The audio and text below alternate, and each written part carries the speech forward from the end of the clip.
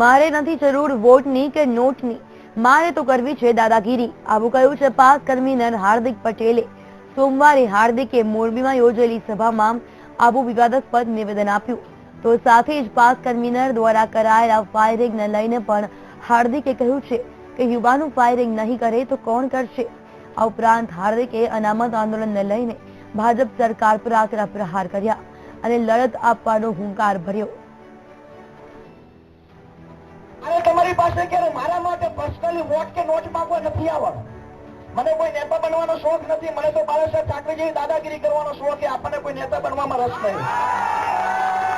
અને એના માટે કહીએ છીએ જ્યાં પણ જરૂર પડે અમારે એ સ્વાર છે ને એ ભાવના સાથે અમે લોકો નીકળ્યા છે. શીખે તો જીવનની અંદર ઓળા શીખવા, ફાયરિંગ કરવું શીખવું, આ તો જીવનનો રજવાડો હોય બાપ. એ તો શીખવાનું જ હોય ને. એ નહીં શીખે કોણ શીખશે?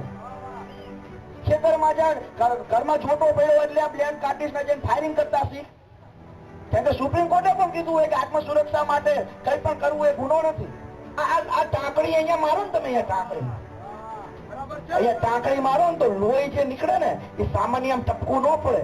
આ ફુવારો છૂટે ને એની અંદર સરદાર વંશી લખેલું હોય અને એની અંદર બધી તૈયારી છે. જો સરકાર એવું કહેતી હોય કે અમે હાર્દિક પટેલ જોડે કાયદાકીય લડાઈ લડવા માટે તૈયાર છીએ તો અમે બધા કાયદાકીય લડાઈ લડવા માટે તૈયાર છીએ. પણ જો ગુજરાતની ભાજપ સરકાર એમ કહેતી હોય કે અમે તમારી સાથે દાદાગીરીથી લડાઈ લડવા માટે તૈયાર છીએ તો પણ આઈ એમ રેડી.